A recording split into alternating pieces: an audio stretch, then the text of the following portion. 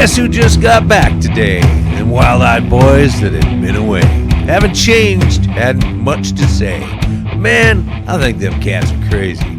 They were asking if you were around, how you was, where you could be found. Told them you were living downtown, driving all the old men crazy. The boys are back in town. This is the Community Solutions Podcast. Jason Bradley and Richter from deep in the bowels of our underground lair, where we have more hits than a P. Diddy security cam footage. Oh man. Compared us to P. Diddy. Totally know the song. Yeah. Totally know the song. No idea who sings it. Absolutely no clue. It's a shame. Is it the Jets? No, it's not the Jets. How about Roxette? No. How about I totally know it. Yeah.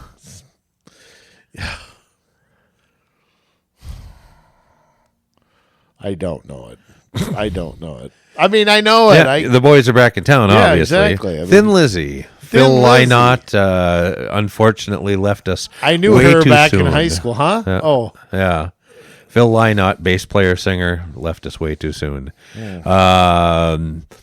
The Jets, I actually saw them once. I didn't do it on purpose. I was at the National Scout Jamboree. I got to see George H.W. Bush speak, and I had to sit through the Jets. Here I traveled halfway across the country, and I still couldn't get away from them. Yeah, couldn't get away from Minnesota. Right. Couldn't have been that bad. They had one or two hits back in the George H.W. Bush on you, right? Back in those famous days, those late 80s. Right. Great times. Jay, I have said, and you have said, we have gone back and forth on this.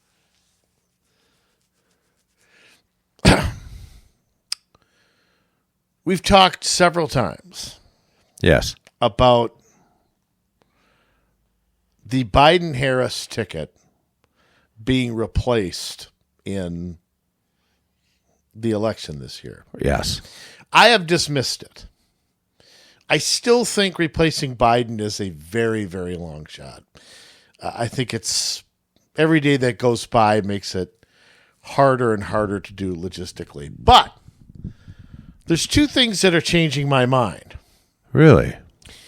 One is, do you know of an obscure law in Ohio requiring the presidential candidates to have the president and vice president of their party submitted 90 days before election? I heard about this. He like when the National Democrat Convention is going to be held, it's going to be too late to get him on the ballot in Ohio. If he's pulled, he will. If it's a different candidate, they will not be on the ballot in Ohio. Right.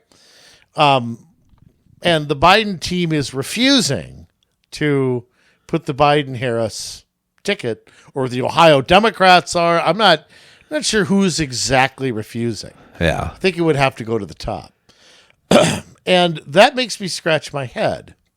I have a different conspiracy, though. The other is this June 27th debate that Biden and Trump are having. Right. Because I sit there and I say to myself, although I like that they're debating earlier. I mean, I think all debate should happen before early voting starts. Yeah. I think that's a change that needed to be made. Right. And I'd like to see more than two. But and I'd like to see them on specific subjects where we get into detail.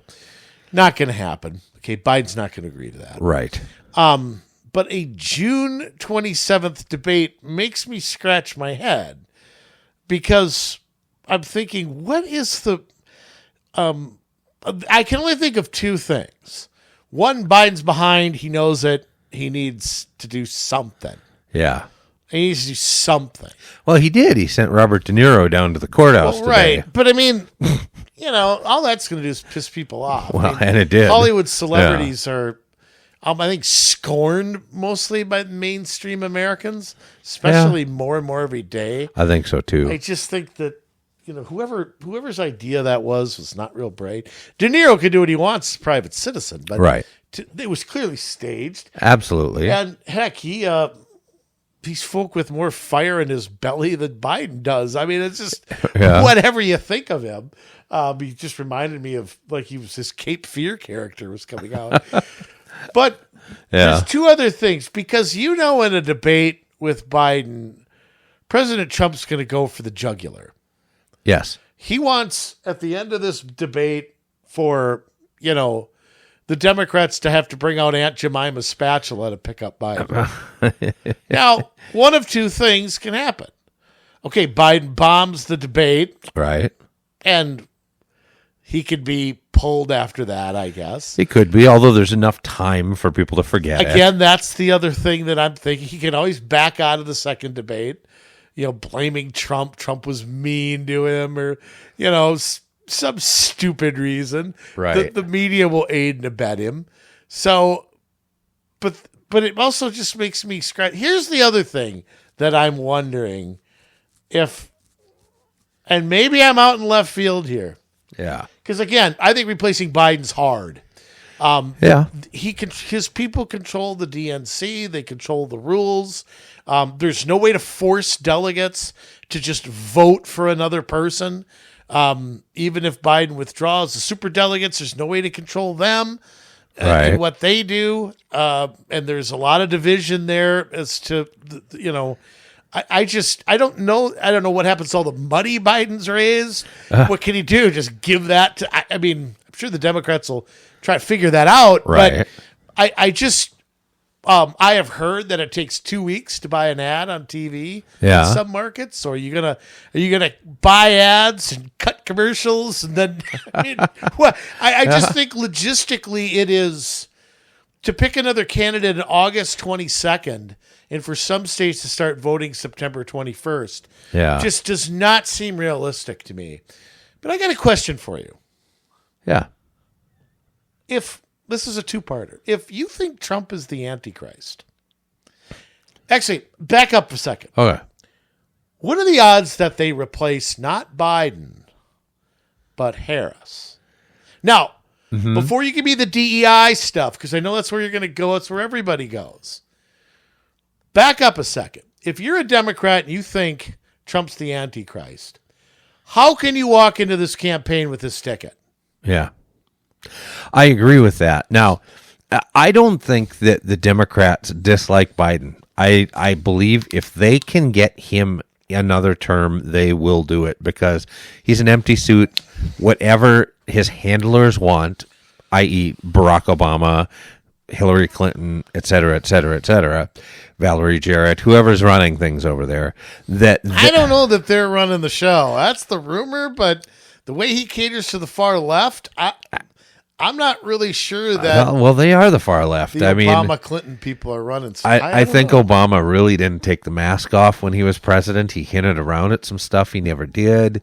I think he's far more radical than he lets on. I mean, remember, he was raised by communists. Yeah, well, maybe you're right. I don't know. Maybe he never. Maybe being popular was more important to him than being right. I don't know. Well, Same thing with Bill Clinton. Remember what Bill Clinton tried to do, right? And then remember what he couldn't do after that. Yeah, but that gives him the ability to come back. He never left Washington, D.C. He's the only president to never leave Washington, D.C.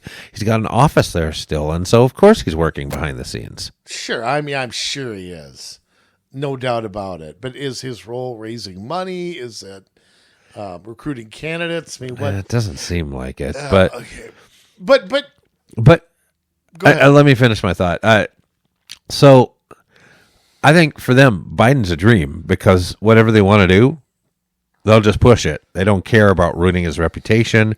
They don't care about his legacy. Right. Well, when you're in that mental state, do you really ever think about that? And I've heard some rumors about possibly Gavin Newsom coming over to be the vice president and Kamala Harris going to be the governor of California. Now, that would be interesting, but I don't know, that's going to happen. I know, DEI or whatever, but at the same time, governor is still a pretty important role, and so I think they can get around the DEI stuff that way. Maybe. But if you are, again, if cannot sit here in denial anymore, this ticket is losing. This ticket is losing more every day. Oh, yeah. There's more states in play. There's more this group or that group. Biden's being outworked by a guy who's in court 4 days a week. I know. I mean, what happens when the cuffs are off Trump and then he's got a Veep candidate who, I mean, the guy could fill up the Orange Bowl if he wanted to. I mean, in a day or two, by the end of the week, for certain, he's going to be a free man. Something's going to happen. So, I mean, I just don't get it. If that's what you think, something with this ticket has to change. And I think that I think part of the age thing with Biden, too, who'll be 82 very soon, is, I don't like Biden, but I don't want her as the president. Right. And don't you think if they replaced her, and don't you think, see, here's my theory. Screw the DEI stuff. Yeah. Because quite frankly, nobody will hold Democrats accountable for that. Right. I mean, you're running an 82-year-old white guy. Obviously, nobody cares about DEI. And the thing, Harris, if her name was Ken Harris, she wouldn't have this job. Okay, that's just that simple. Right. So you're telling me that of all of the women, of all of the Hispanics, of all the blacks, she's the best person you could put in that job? Oh, nobody likes her. No case that can be made for that. No. She brings nothing to the ticket. She brings nothing geographically. She brings nothing policy-wise. She's the border czar, which is a total joke. And everybody is mad about the border. Yeah, I mean, and I think she's a total liability. Yeah. And I think replacing her could be spun by the Biden people as, well, we need a new messenger. This campaign needs a new face. We need to reinvigorate. But I mean, they can come up with some BS that the Joe Scarboroughs of the world just eat up and love. Yeah. So I think to go in with those, if the Democrats are dead serious about protecting democracy, and if Trump wins, he's a dictator. If that's really true, they either think that's BS and they know it. I think some of them believe it. But how can you walk in with this duo? Right. I mean, I just don't think it can happen. So I am actually on the fence now as to whether I think it'll be a Biden-Harris ticket. Now, I think replacing Biden is a 1 in 100. Replacing Harris, I'm going to put up 1 in 5. 1 in 5, that something has to change here. And I think you could time it to where Trump announces his Veep and you could take some thunder from him or something. I mean, you could announce it during the Republican convention. And I mean, I think there are ways to do that, but I actually, it wouldn't shock me if Harris was replaced. You could be the ambassador to Bulgaria. We'll keep you on the government payroll. I mean, I don't know that a switcheroo with Newsom is realistic, but Californians will go for anything Democrat. Doesn't matter. I mean, I don't know.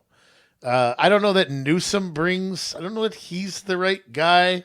Either, but certainly if you're looking at it from the DEI standpoint, to kick a black woman off, bring a white man on is, I think, a conversation Dems don't want to have. Yeah. So maybe that's not the case, especially if Trump picks a woman or something like that, you know, which is possible.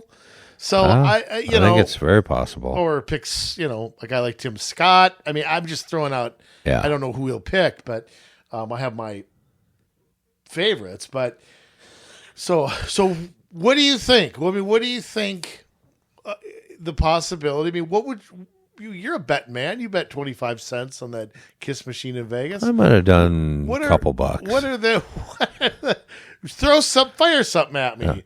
10-1, 5-1. What is it that Harris gets replaced? Well, I was a lot more sure that it was going to happen, but it hasn't happened yet. The Biden or that Biden was going to get replaced. It would not be a Biden-Harris ticket.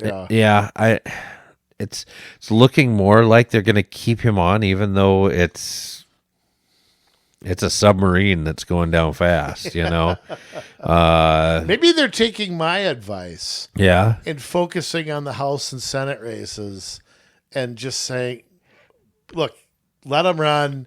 We'll focus on 26. We'll limit the damage. We'll groom somebody for 28. But here's the thing, though. Trump is going to tear everything that they've built down.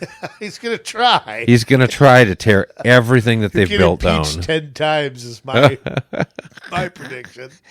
So he will probably make some Republicans upset too, because there's enough of them up there that love the big government. Yeah. So I don't know if they can risk it.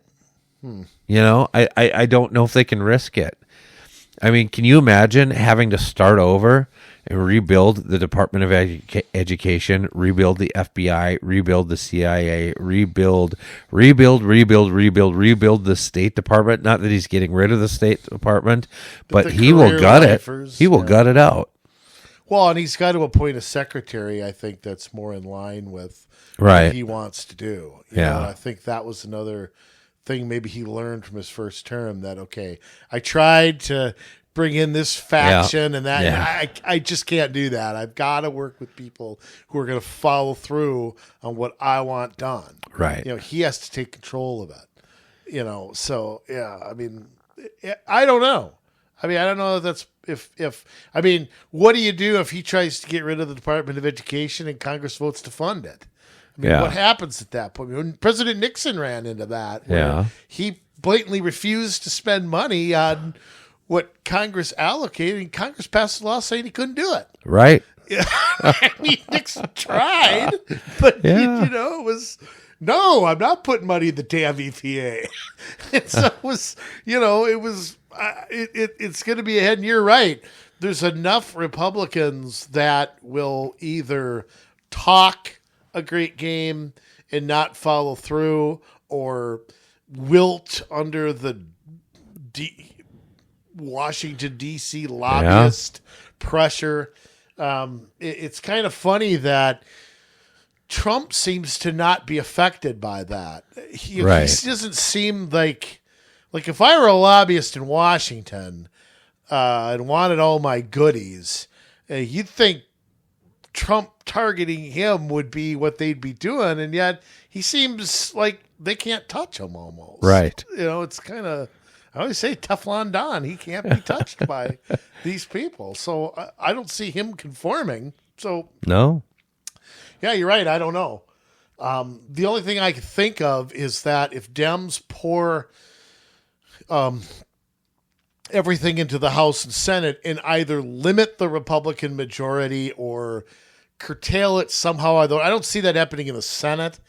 The House is a little more questionable. However, a lot of the key House races are in states like Ohio that the Democrats aren't really contesting.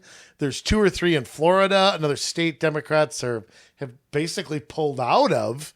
I don't know that they can turn that, unless you can sweep the 50 or so seats that are, 50-50. So I don't know that they can. And the Senate picture is totally against them, even though, again, Republicans could, screw up a,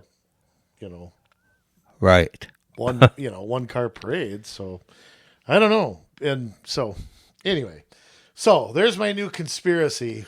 I think there's a better chance that Harris gets replaced than Biden at this point. And that could be. Every day that goes by, I think it's much more unlikely that Biden gets replaced. I mean, you think about it.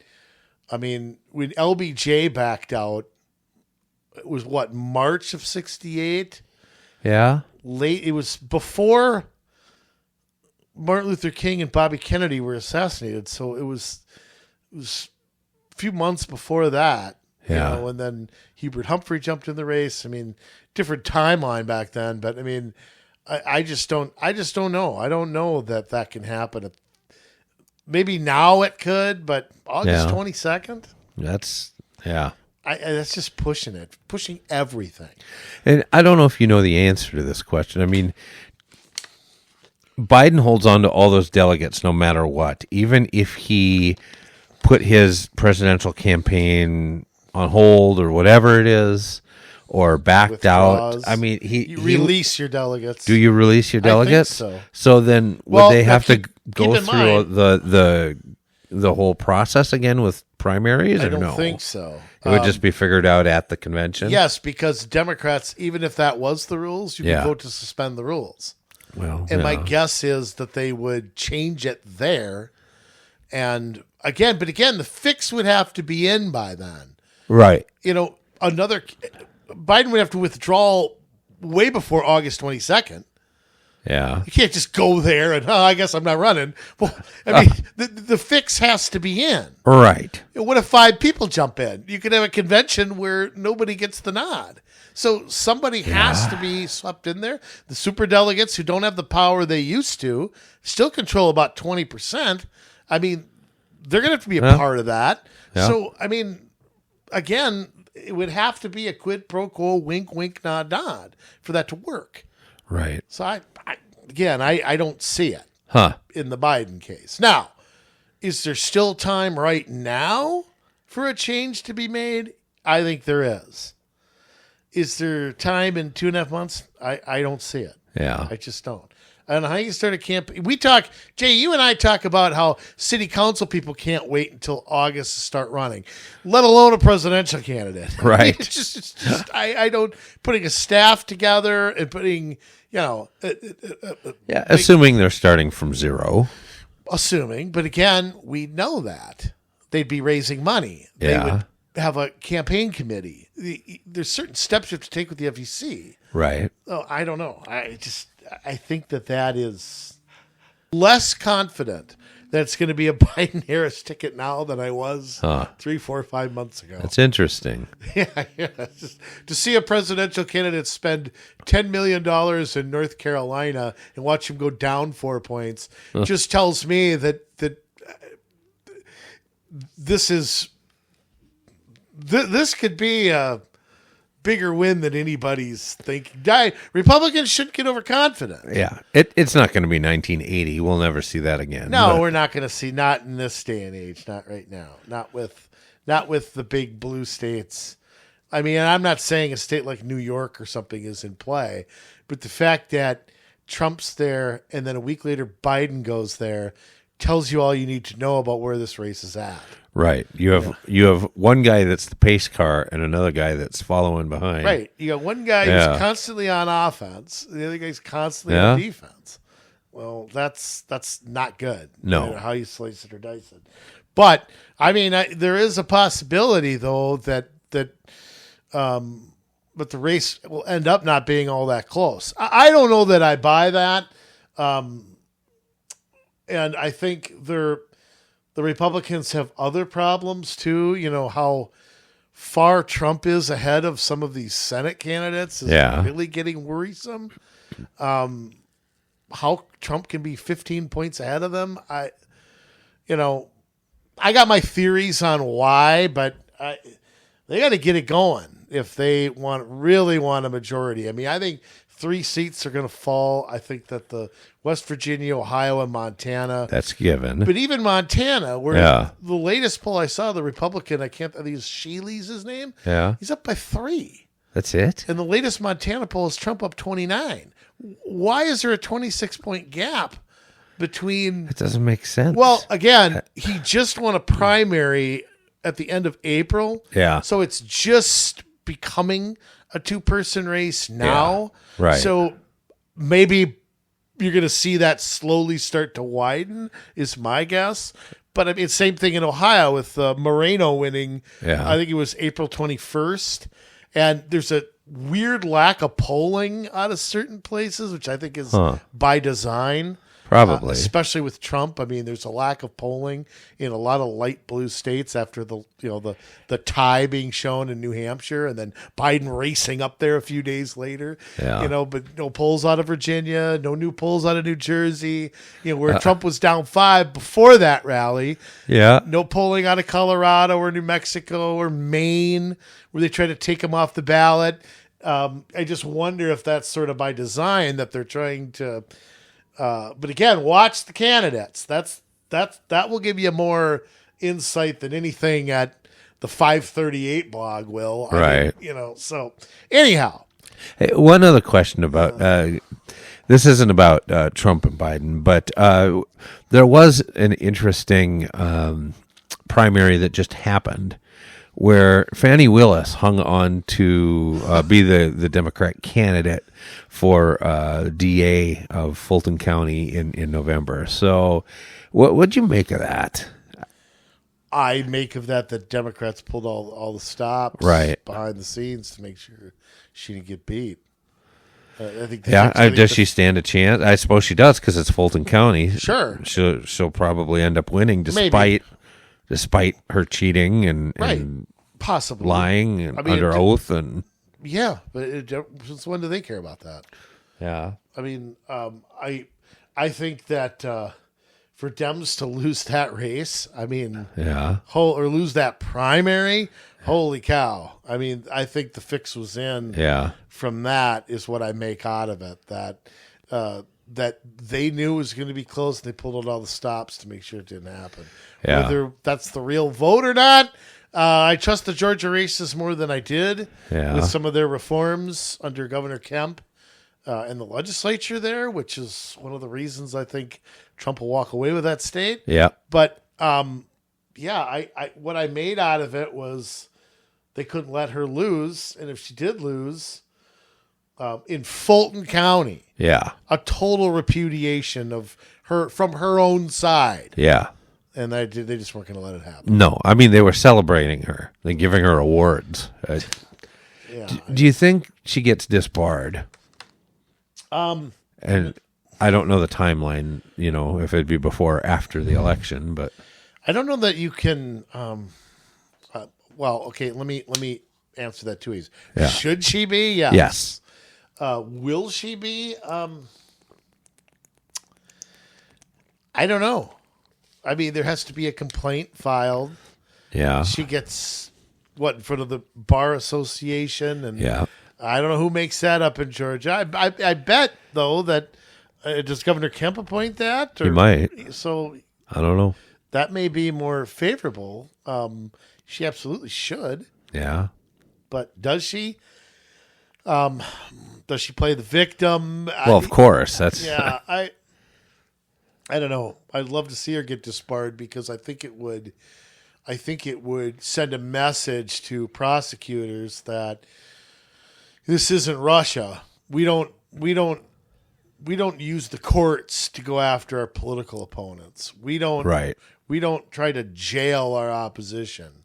We go to the ballot box with it. And I think if she got disbarred, I think everything against Trump would disappear. I think everybody I ain't touching that. I think there'd be a lot of that going on. Yeah. Well, and if Trump wins anyway, you're going to see action. And I also think it's time to do what, and I know this can be an extreme step, but what Governor DeSantis started doing in Florida, using his authority to remove these DAs. I don't know that every state is the same on this. Right. But, DAs that won't enforce the law, or Florida, they're put on notice. I think Texas too.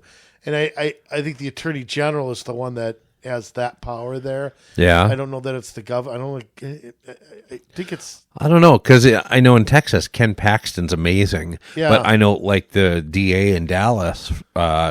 I'm thinking back a few years here, was starting to let a lot of people go before some of these other places were even doing it. Right. I might be wrong on that then. I'm thinking of a different state maybe. But I think that would be a great lesson to DAs, that you start focusing on some real crime instead of your political. Well, and I don't know what to do about it. I mean, you look at California, and they were all hot about getting a George Gascon getting a referendum on him so that he can be removed, and it failed.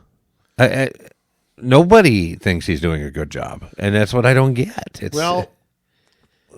I can't speak to that. The only thing I can think of is, again, the Democratic machine just came out and. But that's a good lesson. This is what the Democrat Party wants. You look at Mary Moriarty here. Yeah. You look at George Gascon out in L.A., you look at Fannie Willis, you look at Alvin Bragg, Letitia James.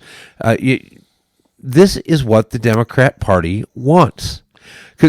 Here, let's look at the Mary Moriarty example. There were 2 Democrats running in that race that had passed through the primary, and the party backed Mary Moriarty. Not I don't remember the other lady, but she was still a Democrat. But they didn't want somebody tough on crime. They wanted somebody that was going to not prosecute criminals. Right. She's a Democrat who disagreed with where the party is, even though she identified as a DFL. So if you're a Democrat and you're listening to the show, and a lot of them do, I'm sure they do. Is that really who you are as a Democrat? Are you somebody that wants criminals to run free? Are you somebody that wants your neighborhood less safe, that appreciates the carjackings and the rise in drugs running through your neighborhoods and the shootings? Is that something that you like? And if not, then why are you supporting the DFL candidate that is backing the people that are doing those kinds of things? That's something that you really have to think about. And if we would begin to look at things from an issue point of view rather than a party point of view, I think we'd start correcting a lot of the ills in this country. Right, and that's the thing about a prosecutor is why are they running with party labels? I mean, they shouldn't be. You're running to, and I object to that at the state level also. Yeah. Attorney General, a Secretary of State, our state auditor, they should not be partisan positions. They should be positions that are doing a very simple task. You are constitutionally obligated. Your role there is spelled out in the Minnesota Constitution and statutes. Yep. So why we're making it Democrat-Republican, I don't get. In the same thing with DAs, sheriffs. We're all seeing partisan politics being played rather than, okay, what's your job as a DA? Right. Your job is to prosecute the law, not decide what laws you're going to prosecute. Or what types of people you're going to prosecute or not. Exactly. And look, every prosecutor takes circumstances into account. I don't have an issue with that. I don't have an issue with charging somebody with manslaughter 1 instead of murder 2. I have a problem with not charging them at all. Right. If you think you could get a conviction, I mean, okay, I get that. Those calls are made by DAs every day. Yeah. But the idea, well, this person's black, I'm not going to prosecute them, or I think, cocaine should be legal, so I'm just going to let it go. That's grounds for impeachment. Yeah. I mean, what if the president decided, that he was not going to do his constitutional duties? Yeah. I'm just not going to do it. I'm not going to do foreign policy. Somebody else can do it. I'll just go to Martha's Vineyard. They do, but the idea that you're blatantly going to not do the job that you swore on a Bible to the Constitution you're going to do. Well, the Bible doesn't mean anything to these people. You might as well be having them put their hand on a stack of Mike and Ike's. Yeah, a stack of pornos, stack of Playboys. They don't care. They don't care. Hot tamales, man. I don't know, Jay. I don't know the answer. I hope so. That's my answer. I hope so. I have no confidence that it will happen. But look what's happening all across the country. These illegals are coming across. They're getting picked up for crimes. They're getting released. They're going to another city. They're committing crimes. They're getting released. Eventually, they kill somebody. Now, again, not the majority of illegals, but enough because we know dang well that certain countries like Venezuela have opened up their prisons and their insane asylums and sent their people here. So we're going to have greater issue with crimes being committed, and especially violent crimes, when that's what we're dealing with. And we just let them through. No doubt. We've been doing that for years, except from 2017 to 2021. Yeah. It happened under the Bush years, and I was going nuts about it back then. Right. Because Bush was one of those Republicans who thought the way to get the Hispanic vote was to act like a Democrat. Right. Look at Trump. He does the opposite, and yet minorities are flocking to him at a higher rate. Yeah. They don't want it in their neighborhood either. They don't want it in their school. No. They don't want it at their place of employment. Yeah. But yet, I mean, again, let's look at the Democrats. They will not pass a bill put forth by the Republicans in that state to make sure that California is a sanctuary state.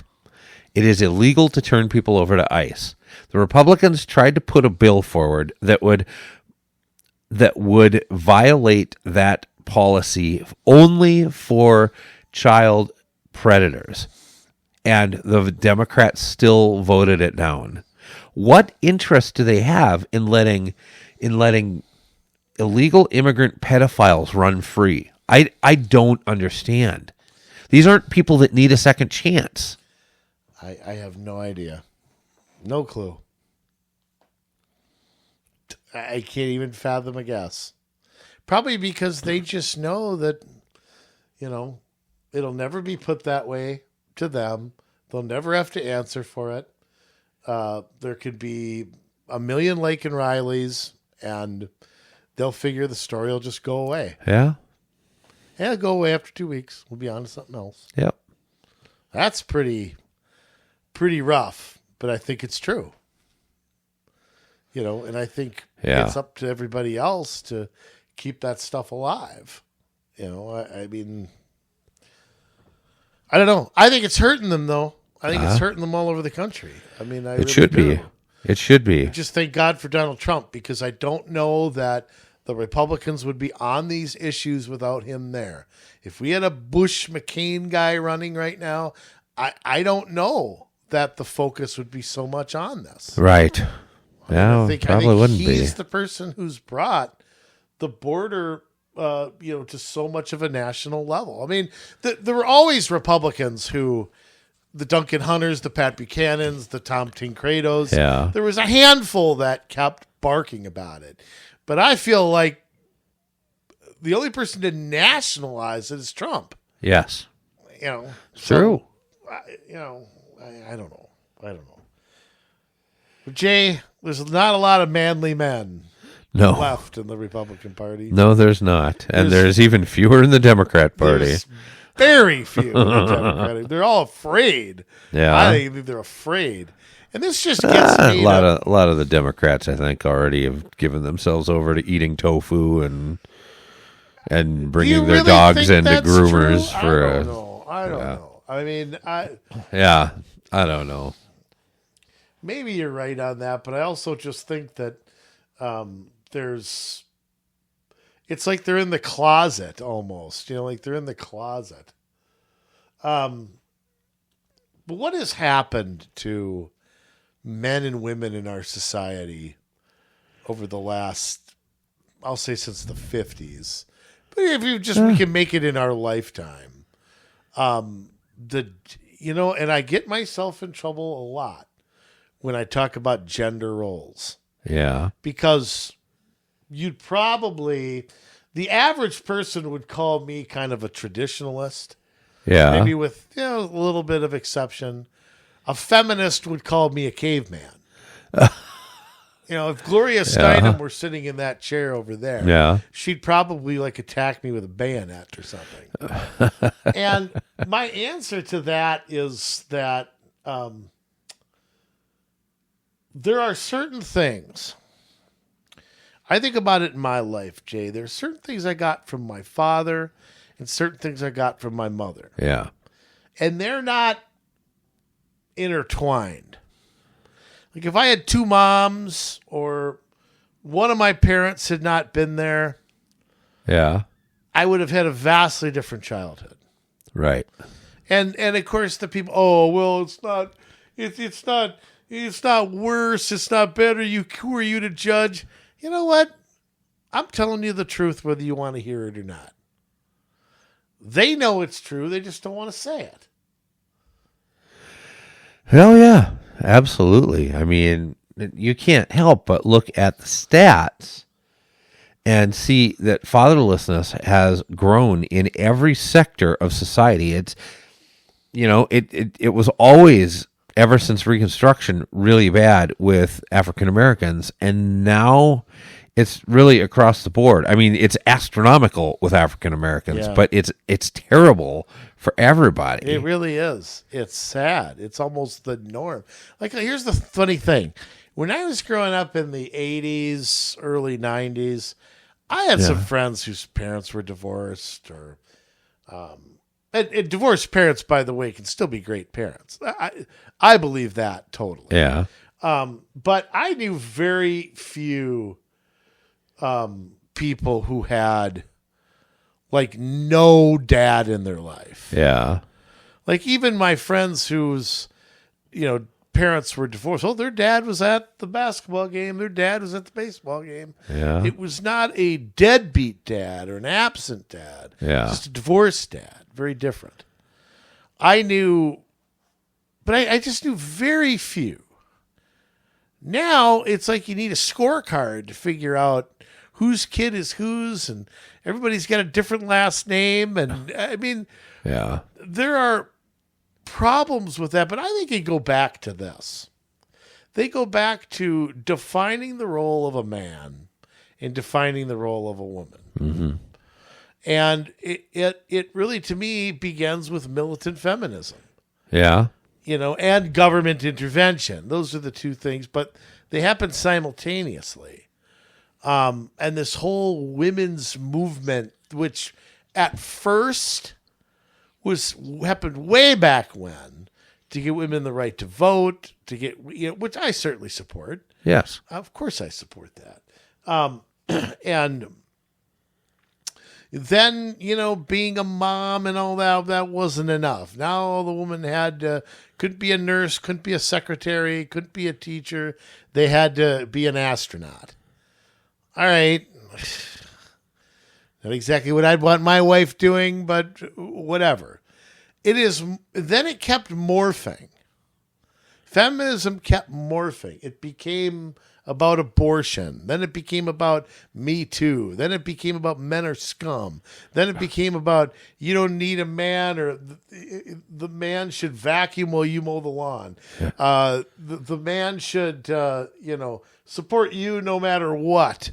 I mean, it's become to where being, quote, a man, and we all have our definitions of that, is frowned upon almost. Yeah.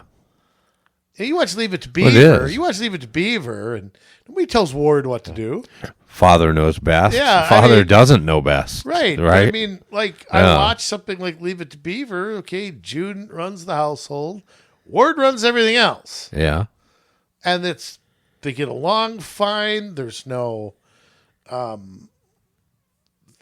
they know, I'll make it like my grandma and grandpa, I think of, on my mom's side. My grandma is to this day the world's greatest cook. Always had a clean house. Yeah. Always took care of this or that. My grandpa took care of everything outside. He made the money. There was it worked back then. Now, look, I don't want a woman stuck in an abusive relationship. No. I don't want women feeling like they have, no rights or anything like that. But is there something to be said about the Leave It to Beaver days being so much better than now?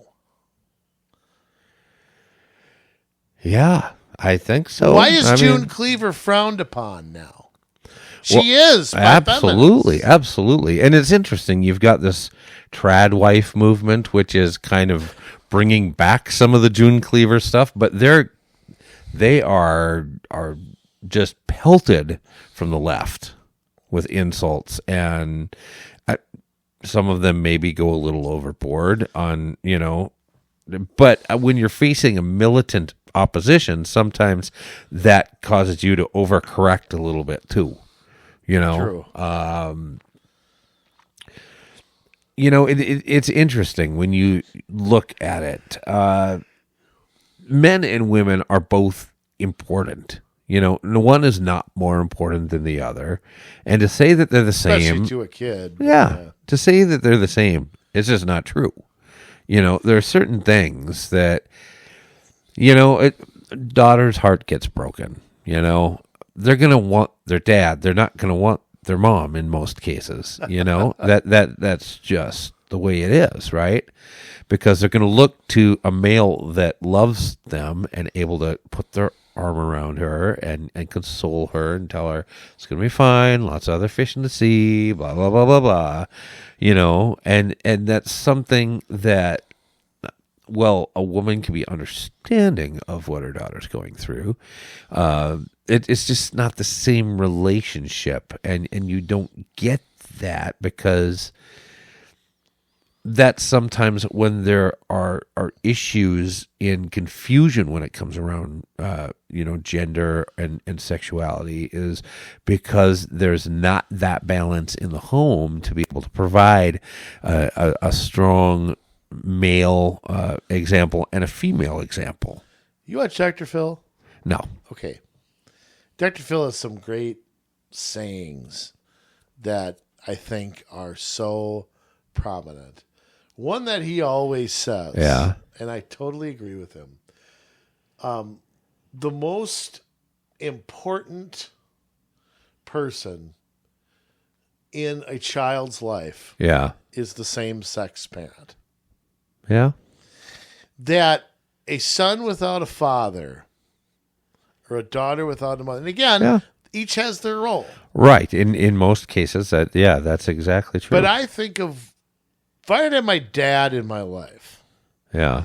all the things I love today, from sports to fishing to breaking stuff while I try to fix it, to trucks, to, I mean, Yeah. I just can't fathom who I'd be. You know, baseball was my first love, and that would have never happened without my father there. Right. You know, and so it's kind of like, wow. You know, it really is. My dad showed me that example. My dad sat there and he opened the door for my mom. He's told me, he goes, you know, there's certain things you don't, I mean, I take him to this day with my marriage. Yeah. Certain things that I let my wife do. It's just that simple. Yeah. You're the man, you go do it. You know, and there's nothing wrong with that. Yeah. And I think as a society, we have turned being a man, that is now interpreted as Toxic. like, and it's what's funny too is I'm going to tell you something right now, and you feminists out there are just going to hate me for this, but women will take a Marlboro Man, they will take Clint Eastwood over a guy who talks about his feelings and fills up ice cube trays and vacuums. They will take the Marlboro Man 9 out of 10 times. Well, it's funny because it's even the feminists. as women have moved further left and men have begun to now move right, and the women on the left are like, where are all the men? You know, they want a conservative man. They don't want the liberal man, because they want somebody who's going to stand up and take care of them. But at the same point, the men don't want a liberal woman. Yeah, right. And so it's causing a lot of issues within society. But there's women who get angry at men who hold the door open for them. Oh, yeah. It's like, you know what? I don't have to do this, and I'm doing it because I'm a gentleman. I was taught this by my father, that I hold the door open for a woman. That's just what I do. I don't care if you're ugly. I don't care if you're fat. I don't care if you're old, young. I just do it. I don't care if you're a lesbian. I just do it. But, you know, when you act like that's offensive to you, you know what? You can walk into a freaking truck for all. And if people are like that, I might have been known to add a comment once in a while, like, you know, you're welcome. I have said that to people too. But I mean, I'll hold the door open for women. I'll hold it open for the elderly. I'll hold it open for people that have disabilities, because it's the polite thing to do. And we could sure use a lot of could use way more of that. Politeness in our society today. But It doesn't make it a worse place. It makes it a better place. Yeah, and I've noticed it happen in Hollywood too. Oh yeah. Where the roles have changed very much. I was watching when I was up north. My wife and I were watching. We have Growing Pains on DVD, which is one of my favorite shows to me. I loved Mike Seaver, so it was. I always wanted an older brother. I always wanted Kirk Cameron as my older brother back at that time because he got everybody in trouble. But you look at that show. Take that show for example. You have kind of opposite roles. You have Dr. Alan Thicke playing a doctor who's at home. You have the wife who's a reporter. Yeah. Yet the gender roles are not like that when it is dealing with the family. Yeah. Dealing with the family, the mom is the nurturing, the how do I put it? Because again, this gets me in trouble. The mom plays the mom role, even though she has a job. Right. Dad plays the dad role, even though he's at home. Yeah. It's a different show, but there's no confusion of the roles for the kids. Right. Then TV started changing. Mm-hmm. And all of a sudden, the wives went from being the nurturing, understanding to being the angry, bitchy, whiny wives that you started seeing in the 90s and beyond. Yeah. Now it was funny to call your husband names. It was funny to put them down. It was funny to call them an idiot. Yeah. Yeah, but these roles, these people were nominated for Emmys, for portraying these things. Right. You know the shows I'm talking about. I don't have to repeat them. And it's like, whoa, whoa, whoa here. I mean, if the husband were standing there calling the wife a bunch of shit, nobody would think that was funny. No, absolutely not. So if it's, and it's a bad example to set. It's not funny at all. And no, that's bullying. Yeah, but it's not the same way when the woman does it to the man. I don't know. I just thought it was a change I definitely noticed. Yeah. And it was unfortunate. And now it's, the man's afraid to pound a nail. Right. I mean, what? Now you're a man and you identify as a woman. You're more celebrated than if you act like a man is. Well, and look what's happened. Like with Disney movies, they have now made it so that the woman is usually the hero of the movie and the man is there. Well, how often is the man portrayed as a dunce, as an idiot, as a moron? Again, if you did that to a woman or a minority boy, woo, that no, you can't do that. Right. Except for that one Jessica Simpson show where she played the dumb blonde. Oh. But I don't remember. I saw one I swear I saw like one episode. Did not watch it. Okay. Did not. Just kind of, it was the four non-blondes or whatever. But I get back, but see, I get into trouble, Jay, because I feel like I don't articulate my position well. Yeah. My belief is this. I believe a woman can do anything they want. Yeah. I always come back to whether or not they should. It's kind of like there's that part on Jurassic Park where Jeff Goldblum and the British guy and Sam Neill and I forget the lady's name. Yeah. Laura Den or something. Something like that. They're all sitting at a table. And the British guy, the older guy, is going on and on about how great these dinosaurs are that we can bring a T-Rex to life. Right. And Jeff Goldblum stops him and goes, you're so busy wondering if you could that you never stop and think if you should. Uh-huh. Should you, create a raptor? Yeah. Just did that ever come across your mind? Okay, and the same thing here. Can a woman be an astronaut? Of course they can. Should they be? a woman can have a full-time job and have kids, no question. Should they? I mean, should they? I mean, like, my mom went back to work when my sister and I became teenagers. But I think she only did it so we'd have money for college. I don't think, and she didn't need to be at the house all the time. Yeah. But I would never want to go back and not have my mom at home. Right. Never. So should they? Yeah, that's Am I a what do you call it, chauvinist for saying that?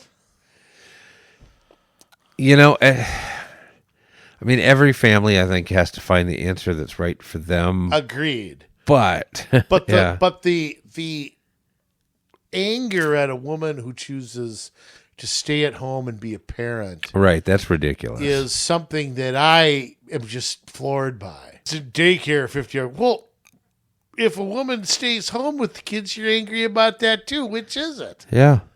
I don't know. Every family has to look at their needs, and sometimes, especially in these days, both parents have to work a job or two jobs, or one parent works three jobs, the other works one, or whatever it is. To that, if you, I think a lot of people are obsessed with keeping up with the Joneses. Yeah, that's a different issue altogether. But yeah, if you don't have your parents around as a kid, you really miss out. And whoever has our kids during the day, they're the ones that are raising them. And do you know how they're raising them? Because I see a generation that's coming through university right now that if there's not some sort of a reckoning where they realize they have some moment where it's like, what have I done? That they're going to be a nightmare in about 25, 30 years. Because look what happened in the 60s. We had all these people. They're the leaders of when you and I are retired, sitting in our rocking chairs, Jay. The people you're talking about are going to be running the country. Absolutely. Just like the people from the 60s that were doing all the demonstrating and rioting, went into the universities, went into the government, got all sorts of leadership positions all over the place. And what happened out of that? Look at the desecration across our nation right now. These people that are being raised by these 60s radicals are the ones that are going to be running our country when we are old and of retirement age. Now, wait a minute. Now, I was raised by parents of that generation. Yeah, but again, it's not a blanket my dad was statement. A Vietnam vet. Right, exactly. There's a difference. There's always anomalies within a generation. You have, but here's the thing. A lot of the people that were family focused didn't want to get into politics, didn't want to get into taking things over. There was a teaching. They still don't. Yeah, they still they want to mind they want to mind their own business. Yeah. But there was also a teaching that came out back in like the 70s, maybe it was even late 60s, within like the church that was there's a scripture that says, come out of the world, and Christian pastors took that the wrong way, telling people don't be involved in politics, don't be trying to become something in the world, just kind of look inward, to your families and your church. And they pulled back out of everything. Come out of the world and be ye separate is the verse. And I think that we did ourselves such a great disservice because when you have a vacuum, it's going to get filled by somebody. And the people that wanted power, the people that had nefarious purposes, we left the door wide open for these people to fill up our government, our universities, our schools, our teachers' unions, our corporate boardrooms.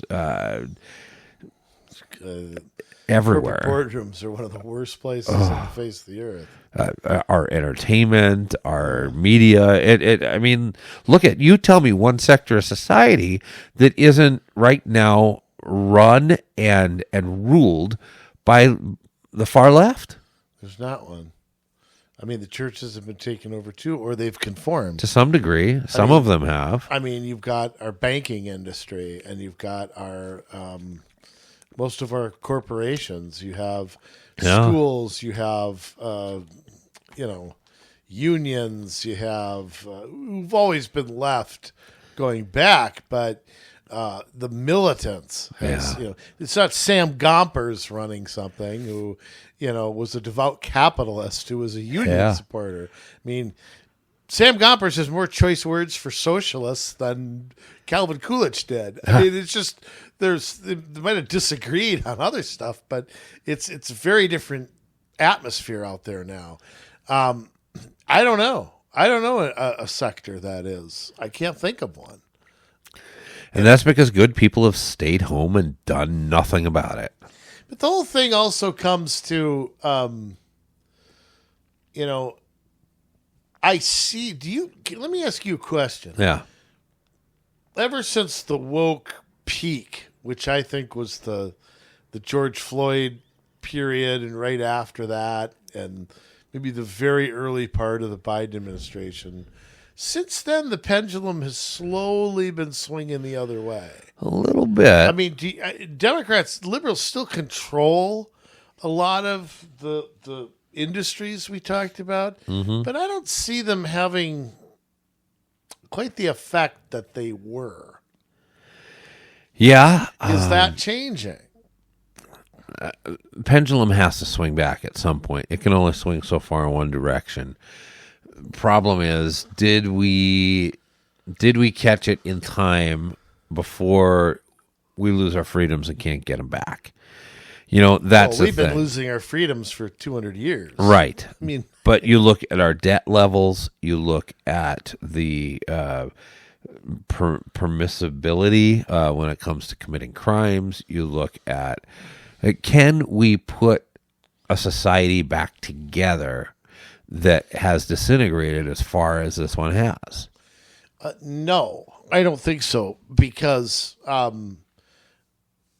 me, a health of a nation starts with faith and family. Right. And if you don't have those two things, which a lot of families don't, I mean, you need faith as a foundation for the family, and you need the family as a foundation for faith. They go together. Right. And that's the health of a nation right there, is faith and family. And if you look at two things that have been on the decline in this country since, I'd say, my entire lifetime. Yeah. I mean, I grew up, everybody went to the church in my neighborhood. Yeah. I'm not saying you got to be my religion. That's not what I'm saying. Right. What I'm saying is that the idea that going to church now is so polarizing. Yeah. I mean, how many devout liberals go to church every Sunday? Not a lot. I mean, very few. And if they are, they're usually liberals from a different era. It could be, or they're going to a woke church. Okay, it could be that too. Yeah. And maybe they practice their Islam or something else too. Yeah. But I mean, the percentage of people, I actually saw, I can't remember who was the pollster. It might have been Scott Rasmussen, because of course he's always ignored by the mainstream media as a right-wing pollster. But he did polls on church attendance and broke it down by red state and blue state. Yeah. You should see the differences. Oh, I'm sure. I mean, it's like, it's called the Bible Belt for a reason. but it's not just the Bible Belt. Yeah. Look at church attendance in Kansas or Oklahoma or Idaho or Wyoming or Alaska, and you're going to see Indiana. Yeah. I mean, the red-blue divide is humongous.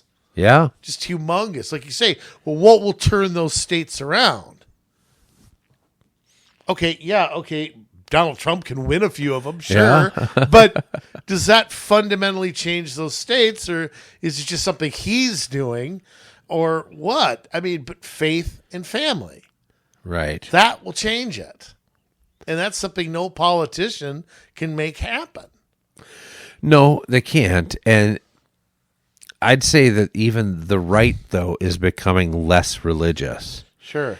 And that worries me a bit because when you have a set of values and morals, they have to be tied to something. They have to be anchored to something that's not movable. Now, yes. What do you say to somebody like me then? Because I'm kind of who you're describing. You know, I don't go to church. I don't. Right. I consider myself a Christian person. I have reasons I don't go and don't belong to a church. And they're something that you and I will talk about at some time. Right. And I've got some things to say about that. But it's not about going to church or not going to church. It's about having that bedrock of faith, at least tying it to the Judeo-Christian which we are Judeo-Christian set of morals. That's the basis of our laws. And there is a growing sector of conservatism that is atheist or, agnostic. Yeah. And so, or they just kind of fly by the seat of their pants, it's now, where do you see that hurting the conservative movement? Is that part of this decline of men and women? Part of this, we'll accept gay marriage. Because we have slipped. I look at Republicans generally speaking as they're always against what liberals do, and then 10 years later they just accept it. Yeah, exactly. They were against the New Deal, but when they got power in the Eisenhower years, we'll just leave it. Yeah. They were against the Great Society, but we'll just keep it. Right. We'll try to reform it a little bit. Reagan certainly tried. Yeah. It succeeded to a degree. Yeah. Okay. We'll reform welfare a little bit in the 90s, but we'll stop there. Right. I mean, the Republicans today, do you hear repeal and replace anymore? No, of course not. What happened to that? We'll just accept Obamacare and we'll just try to change it around the edges. Right. That's what I feel Republicans are, is that they don't want big government, but they end up accepting it at the end. And it worries me if you look what's happened with gay marriage, what's going to happen with transgender stuff? In 10, 15 years, are we going to lose the will to fight? And go, I hope not. All right, if a 6-year-old wants to, take a knife and cut off whatever they want to. Yeah. All right, personal liberty. Yeah, I mean, I worry that we're just going to accept whatever the left throws at us. We'll oppose it now. Right. But 15 years from now, that'll be the norm. Yeah. It will, unfortunately. I mean, even like with abortion, there was a small subset of people that Roe versus Wade overturned, but there wasn't a lot of political will within the Republican Party to get it overturned. It was always a nice talking point, but what did they actually do? Very little. Yeah. They did very little. There were some, were some states that outlawed like late-term abortion. There was parental consent. There were some that took up the cause. And then when it did get overturned, all of a sudden, those same people acted very defensively about it. Right. It's like, okay, well, wait a minute. What happened to what you said for 20 years? Right. Now, this is the difference. Now, there's a political opinion and there's a moral opinion, too. But and you look at the way that abortion has been handled by the right, and then you look at, say, a guy like John Quincy Adams. I mean, men used to behave very differently. I believe that we were created to be defenders, to combat evil. There's a verse in the Bible that says, overcome evil with good. That is how we were created, is to be those defenders that overcame evil with good. And if you look at John Quincy Adams, and it was really because of his work and never giving up on the issue of slavery that Abraham Lincoln became the great emancipator. Yeah. I mean, John Quincy Adams certainly was one of them who... I mean, he was president and then went back into Congress so that he could fight against slavery. The slavery, yeah. That's quite a story. Yeah. He actually died at his congressional desk, I believe. Yes, I believe he during did. the Mexican War. So, I don't know. But the role of men and women, or just what's a man, what's a woman, the fact that we have to sit here and debate that, Yeah. the fact that I have seen congressional hearings, poor John Kennedy and poor Ted Cruz and yeah. Josh Hawley, who have to sit there and talk to these judges Yeah. who won't tell you what a man or a woman is. They don't know, or they don't want to say. They don't want to offend anybody. Yeah. We have somebody on the Supreme Court who introduces her daughter to the world at her congressional hearing and then can't explain what a woman is. Right. I mean, it's pretty, I just 20 years ago, I couldn't have imagined this. Right. I didn't in my worst nightmares imagine this. Yeah. I things have gone so crazy, and it's this whole theory of a reprobate mind where you accept a little bit of foolishness, and all of a sudden you'll accept a little more foolishness and a little more foolishness until you're so foolish that you're believing absolute nonsense. And that's where we've ended up. But my question still becomes, how many people really believe that? How many people really believe that there's 38 genders? Yeah, not a lot. There are some. I mean, do you think the average person's, like, if I walked into a restaurant and there were 100 people there, the average person there couldn't tell me what a man or a woman is? Why is it so hard? I'd bet it's maybe 80-20, and it might even be less than that. It might be 90-10. I don't know. But so then why are the 10 controlling everything? If it's 90-10, why do the 10 control everything? Because you have a whole lot of people that are afraid, and they're afraid to speak out. They don't want to seem... See, this is the thing with conservatives for so long. We've been called misogynists and racists and homophobes and Islamophobes and whatever for so long. None of it has any effect. I don't care. I'll wear it like a badge of honor. That's fine. You're wrong. I know you're wrong, and that's all that matters. I know that I love people, but the most intolerant people I know are all on the left. Yeah. The tolerance crowd are the ones that are intolerant. Just like when the left put out the anti-bullying legislation, they used bullying to achieve the ends that they were looking to in their minds, it's not bullying. Right. In their minds, they're right fighters. Yeah. And so that's that's the difference, But I mean, I look at something like you mentioned the black community. Yeah. Why is it that it's so obvious that the family and black families are broken? Yes. I mean, that's been obvious for 50 years. Well, can you give us just a little bit of history around that? Because it wasn't always that way.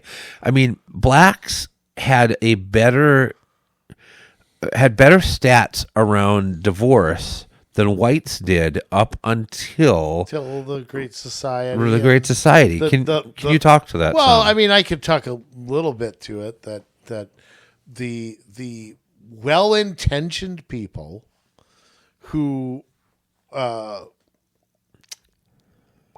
really do think some of them were genuine in wanting to help lift blacks and lift them up after desegregation and all of that, ended up creating a subclass of citizens where the government became the person who educated you, housed you, fed you, transported you, instead of it being a basin of opportunity.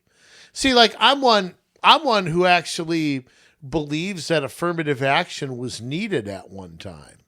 I disagree that it was never intended to be permanent. But you can't just say, okay, blacks are free now. We said that back in the 1860s. And what happened? Jim Crow laws and separate but equal. Right. You can't just declare that. You have to actually follow through on it. And instead of focusing on equal opportunity, the focus was always on equal outcome. Yes. And that's where the government screws everything up. You don't need the black father. We'll feed you. Mm-hmm. You don't need the black father. We'll house you. You don't need the black father. We'll transport you on buses. Yeah. That was the attitude. Right. So it became this place where the black family got splintered because it wasn't necessary anymore to have that person there. The government would take care of it. Mm-hmm. And I think that's where it went off the rails. I'm skipping over a few things and oversimplifying, but again, I go back to the intent of helping has been 180 degrees the opposite of what was needed. Right. And it continues now. You know, I mean, want to put your kid in daycare? We'll pay for it. You don't figure it out. You don't need the mom and dad there. Yeah. We'll take care of it. Right. You know, it's literally. Well, it does. I mean, you can't afford a car. And- We got to build a light rail system. Well, and not only that, but if black families are together, and Yeah. I would say this for poor white families too, they actually get penalized. yeah.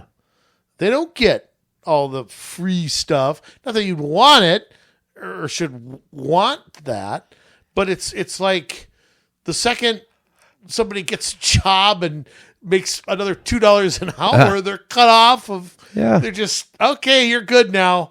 You know, we'll focus on the next person. Right. Or, you know, the second that if a poor married couple has a kid, they're subject to very few things they can get.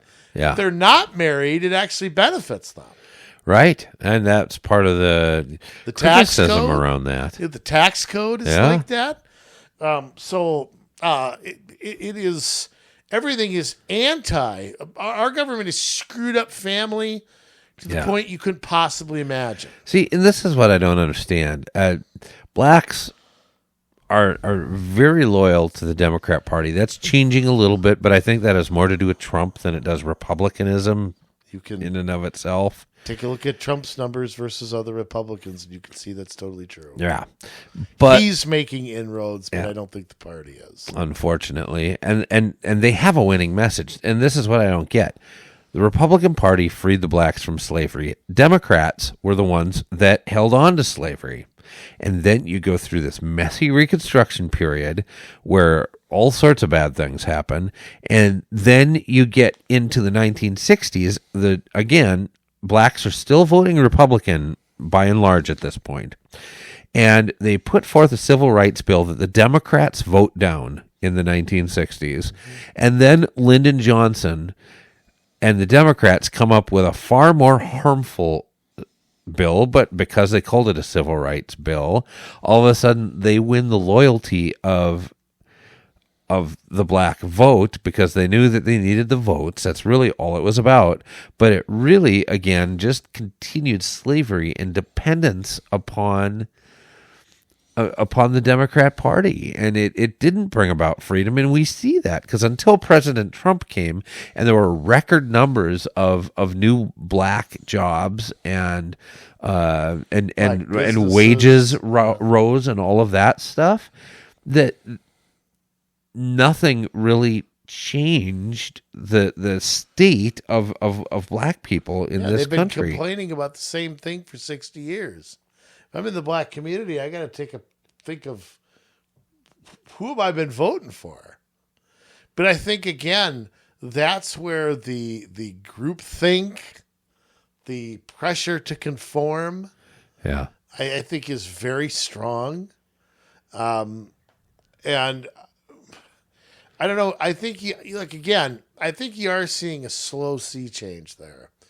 Whether that continues, I think other Republicans would be what Trump's message, and some people would call it populism. I don't quite. I think the definition of that has kind of been. Yeah. I don't think anybody knows what that means anymore. Trump's approach, to me, is not to, quote, go talk to the blacks. His approach is there's no change in price at the grocery store if a white person or a black person buys groceries. Right. There's no one price for gas when you go. I mean, he's speaking to everybody when he does that. And I think Republicans have always, again, it's the Bush thinking that we have to go into black communities and act like we got to change our message depending on who the audience is. Mm-hmm. And I think that is the old Republican thinking. And maybe Trump's changing that, I hope. Because I think they can learn a great lesson from what he's doing. He's not talking to black people. He's not talking to Hispanic people. Right. His speech is there for everybody.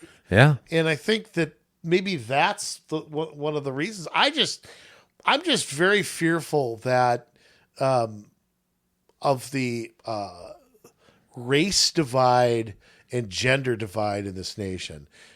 If you look at, and that's one of the things I think maybe Trump is breaking a little bit with the minorities. But if you look at the where men are starting to vote, where women are starting to vote, I mean, there's a divide that's growing there, right? Not shrinking. And I don't know who can change that necessarily. Or what will change that? Because, like I said, I do think Trump is changing it for minorities. Yeah. But the gender gap has been there for a while. I think it's getting worse. But I think a lot of it has to do with, and God, thank God for Jim Carville coming along saying, you know what we're sick of? We're sick of loud, bitchy women. And he literally said that. We're sick of it. I don't want to hear them. I don't want to hear their loud, bitchy voice. So, look, that's Carville, not me. Okay. But he said something like that. And I think it awakened, guy, we are sick of it. So there is. Well, and you see it, though, when you look at the statistics, young men are choosing to stay single rather than get involved with young women because they're kind of a pain in the neck. I don't have any other way to say it, but it's, So the young guys are going to be cougars now? I don't know. But I mean, it's true. And it when you look at the stats, they're just, rather than getting involved and getting married and having families, they see all of this activity. They see the marches in the streets. They see them shouting at the universities. They cheering on the Me Too. Right.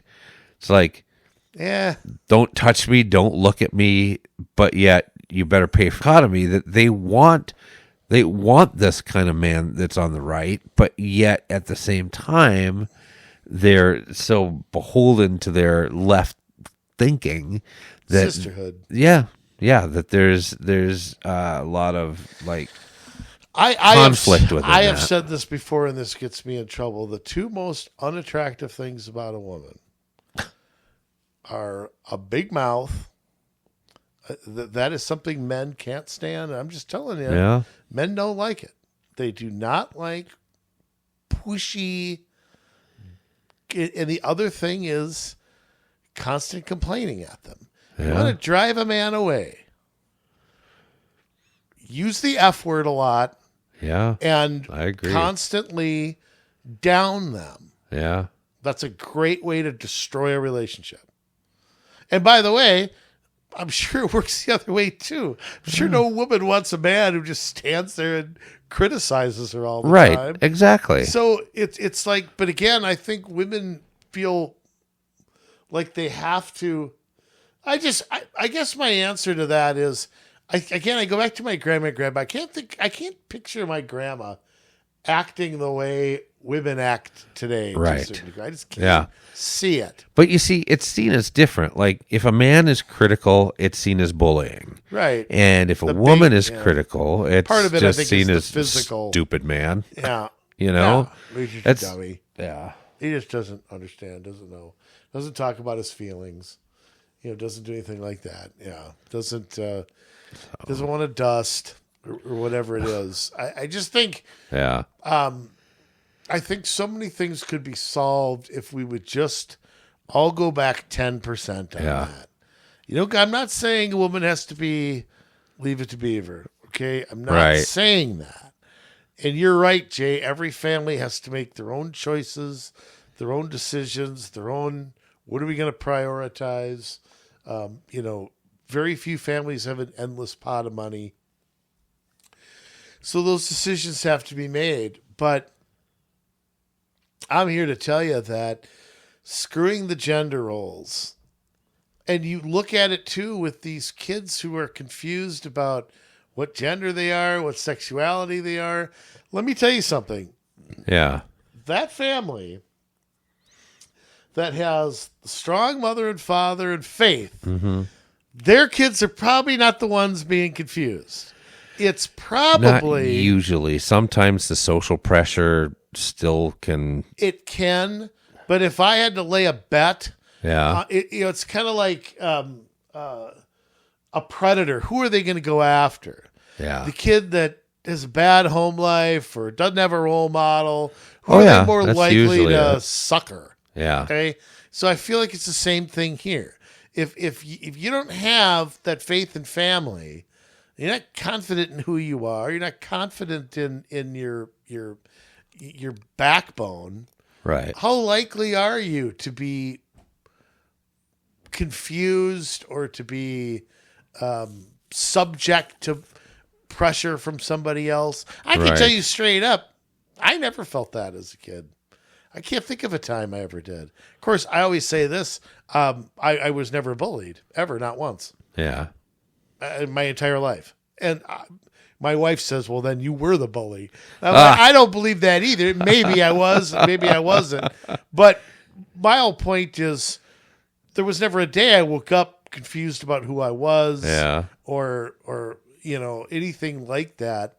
Obviously, as a teenager, you go through awkward, weird time, but that's all part of growing up. Yeah. So I also think, there wasn't internet, anything like that around. So maybe that was great probably too for me. Yeah. But I just cannot relate to it. I can't relate to a 12-year-old that, thinks that they should be a girl. Yeah. What are you thinking? And it even goes beyond that. I mean, when you get into all these other genders like purple sparkled unicorn or the furries, this person thinks they're a cat or gender fluid, binary, whatever that means. I have no idea. The pendulum again has swung so far to the left where everything that we used to think was beautiful is now considered ugly, and everything that we considered ugly is now beautiful. For a woman to get a buzz cut and have 3 piercings in her nose and here's another one and go by the name Bill, it's a beautiful thing. Oh, all we can do is affirm it. Here's another thing. When somebody goes swimming, yes, okay, there are certain people who do not belong in a 2-piece. Can I just say that out loud? When did it become okay to just let everything all hang out? Well, look at Sports Illustrated.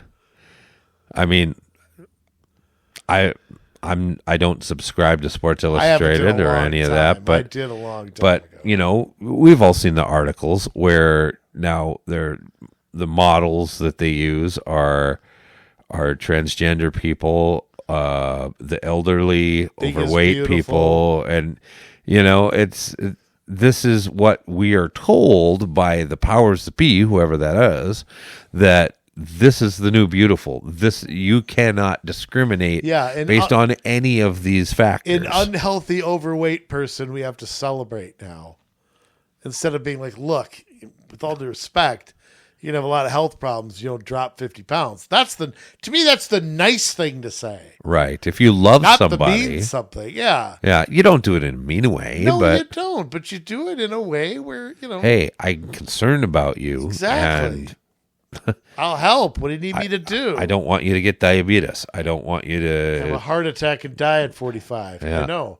And now we celebrate that. I just don't understand it. But please, I don't need to see your deuce gigolo. All right. So if you go somewhere, please. I mean, I'm embarrassed to go somewhere and take my shirt off. That's me. I have that feeling. Okay. Why is it that 20-year-olds, they just let everything hang out? I just don't understand it. Yeah, I don't know. Oh, God, disgusting. Oh, sorry, it is. Just But don't go to the pool at Treasure Island. Oh boy. Just telling you, don't. But I mean, this is another thing where you don't have the family unit together to say, yeah, Sam, George, Sheila, not the best idea. Why don't we try this little more complimentary option? You know, I love you and I want you to be seen as beautiful. So let's do something more flattering. You know, that's where having parents that care, and my generation has really screwed this whole thing up. Sorry to say, with the participation trophies Right, and the parents who care tell the truth. Yeah. They don't sit there and say, "Oh, my kid's always right. My kid, no matter what they do, it's okay." That's not parenting. Right. That's being a bad aunt or uncle too. Yeah. You know, with all due respect. I mean, you know, you think your nephew's haircut looks like, say so. Say it. Yeah, it looks terrible. What the hell are you doing? Who has a mullet? I mean, come on. You know, it's okay. I had a mullet in high school. I had a mullet at one time too. Yeah, business on the front, party on the back. Yeah. But, you know, there comes a point where, you know, if I had to come home with an earring through my lip, Yeah. my dad would have pinned me down by his elbow and pulled it out of me. Yeah. That's just, he would have. I'm not kidding. Yeah. There'd have been no tolerance for that. I never got my ears pierced when I was younger because I knew that my grandparents would be offended. Exactly. You know, and not that I was some goody two shoes I in wouldn't- that respect. I didn't want to but, do it anyway. I mean, I wasn't out raising trouble or anything, but at the same time, it's like I cared about my family name. It meant something to me where I didn't want to bring dishonor to my parents, my grandparents. That was important to me. That those were just, I guess, values that were instilled in me, is that family is important, and it is incredibly critical to make sure that as the following generation, you do better than the one before you. Yeah, I mean, that's true. That's something that you hope happens. That was always the hope in America. Yeah. Was that the next generation would have it better. Right. And then you try to make a way for the generation after you to do better than you. But that's not what we've done. You still work for it. See, this is yeah. the other thing. Yeah. Making the generation better doesn't mean it's given any better. Oh, no. You have to create character. No, you want them to have more opportunity. And there's nothing wrong with that. No. I think it should be that way. And I think in some cases, I think it is. In some cases, I do think there's more opportunity for people today. Especially with the internet and things like that. I think it has created. Yeah. I think it's created more than it's taken away. That's my opinion. But, Yeah. So, you know, I go back to those gender roles, and I just so feel, especially for the boys that don't have that male figure in their life. Obviously, it should be a father, but if the father's not there or dead or whatever, a man has to step up Yeah. and be that surrogate for that kid.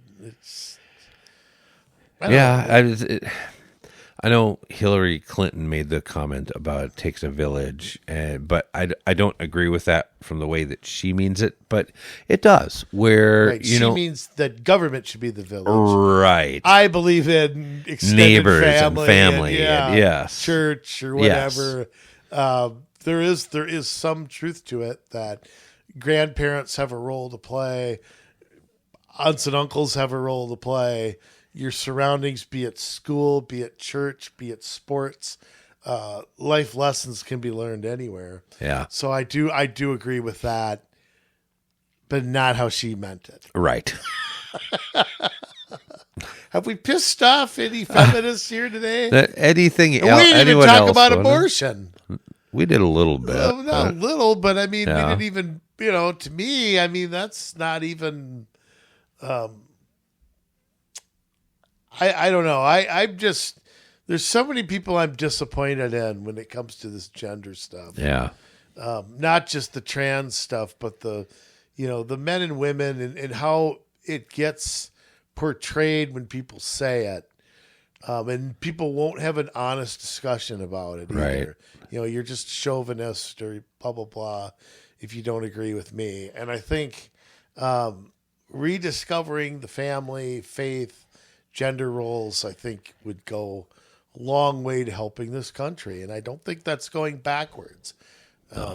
You could do it in a 21st century way. Yeah. I just hope that, I don't know how to make it happen though, Jay. I really don't.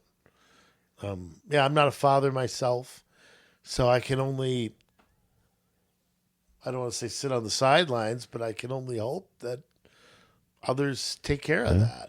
Well, you are an uncle, though. Yeah, well, that's true. I guess I have some influence there. Yeah. They don't listen to me, I guess. No, I mean, and I'm a godfather as well. Yeah. I hope that, hope I do have a positive influence. So, we'll find out, I guess. I'm not shy about giving my opinion. Well, that's good. Most people know. So, but I think that's great too. I think that being exposed to people who aren't afraid to tell you what they think Yeah. is invaluable too. Say what you want about my mom and dad, and some of their political beliefs and all that. And my mom died a long time ago, so I don't mean to pick on her when I say this, but they were never, ever, ever afraid to tell you what they thought. Right. There were honest discussions at the Yeah. Richter family table. If it was just the exposure to that taught you a lot, I think. Yeah, I think being a good parent, it really is this balance of affirming your child, but not holding back when they're being a numbskull. If they think they're too perfect, then they're Boy, is that bad? that's bad. Likewise, if you're too heavy on the other end and they have no self-esteem, that's bad as well. But you have to figure out how to build a healthy self-esteem while developing character. And so it's a balancing act. And most of these left-leaning parents that will affirm their kids until they become a different gender. Until they're 46. Go kill somebody, get hooked on drugs, whatever it is. And You're only doing them a disservice in the long run. And by the way, anybody who wants to rip on, faith and things like that, Yeah. go to a prison and talk to an inmate who's in there for life and is 45, my age or whatever, and has found Christianity or something. Yeah. And ask them if they wish they'd have found Christianity when they were younger. Mm-hmm. What do you want to bet they grew up without that, with something missing in their home life? Or maybe their grandma, maybe their grandma was a Christian and brought them to church once in a while, but their parents were messed up. It's Right. I mean, but how many murderers find God? And I always wish you'd have found God 30 years ago. Yeah. Maybe you'd have lived a completely different life. right. So Yeah. think about that. I mean, if you want to sit there and rip on religion, well, religion's helped. How many millions of people has it helped? Yeah. I don't know. Jay, you know what I do know? What? It's time again. Styling and profiling, jet flying, limousine riding, wheeling dealing, son of a gun. Jay, let's hear something. Anything that cheers me up. attempt, please? I'll do my Floor is best. yours. Oh, I'll do my best. That's all I can do. Can't fault me for that. You know, as we talk about this today, I know that we all kind of feel the same way. Unfortunately, a lot of times we don't have the courage to say it. You know, we're afraid of being made fun of, or we're afraid of somebody attacking us, or doxing us, or suing us, or losing a job, or it's worth it to lose a job. It's worth it to be persecuted for the right thing. It's never worth it to just sit on the side and let people say the wrong thing and do the wrong thing and just remain silent. You know, you think about the story of the emperor's new clothes, and the emperor thought that he was dressed splendidly. He wasn't wearing a thing, and the people around him were just all these yes men and women. They were, oh yes, you are something for sure. Those are amazing duds you got on. But that's kind of where we're at as a society. I mean, people can say the stupidest things, and we sit and nod our heads like, "Oh yes, that was wise. That's great." No, it's stupid, and it doesn't change the fact that it's stupid. We have to be unafraid to call things out when we see them and say, "You know what? Yeah, that's stupid." Maybe we don't want to use quite that language. But we have to be willing to stand with the truth. And that is the best way to be able to help our kids know what the truth is. We have to instill the value of honesty and that truth is important in all things, and then tell the truth no matter what. If we can do that, we can begin to instill in our children the ability to be able to grow up into men and women of character. You know, the Emperor's New Clothes. I'd written a song, the title track to my album, Our Troubled Hearts, that was really about as my generation grows older and we begin to grow in wisdom. When we were young, we did stupid things. We thought stupid things, but we grew up, and those stupid things kind of got corrected in a lot of us. But we, I think, are afraid to parent or grandparent in such a way that we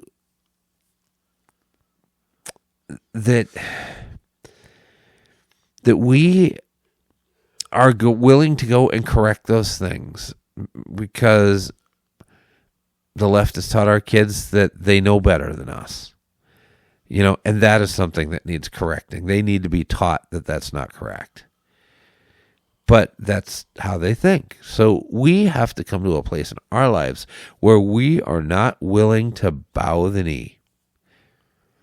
There's another song that I have not recorded yet, but will be on my next album, that I kind of tackle the subject of how we look at everything, and people will tell us it's one way and we know better. We know it's not that way at all, but we know what's real. We know what's real in our hearts when we see it. And I asked the question in the song, is there anything under heaven that's real anymore? We are dealing with things that just are not real. They are made up, contrived falsehoods, and we're living in a land of make-believe. It is up to you to stand and make a change. It is up to you to stand tall and say, nope, I am not going down this road. It's up to you to face your children, look them in the eye and say, I love you, but what you're telling me right now, what you're thinking right now, it's just dumb. If we want to raise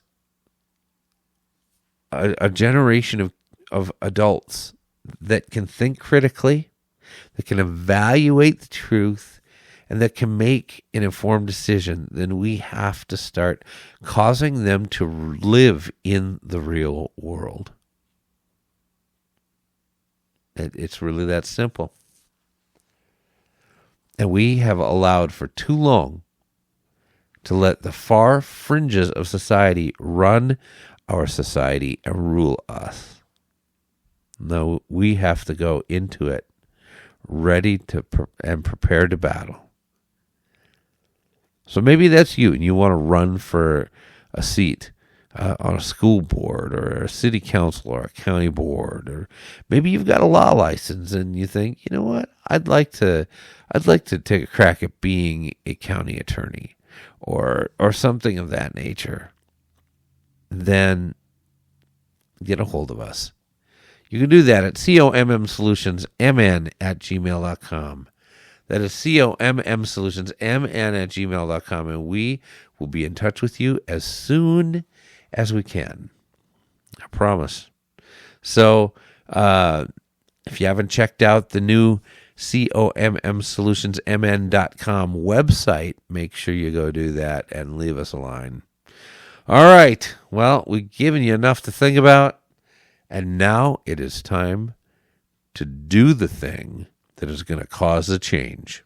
We love you, Minnesota, but now it's your turn to get to work. To fight, to strive. It's that spark that makes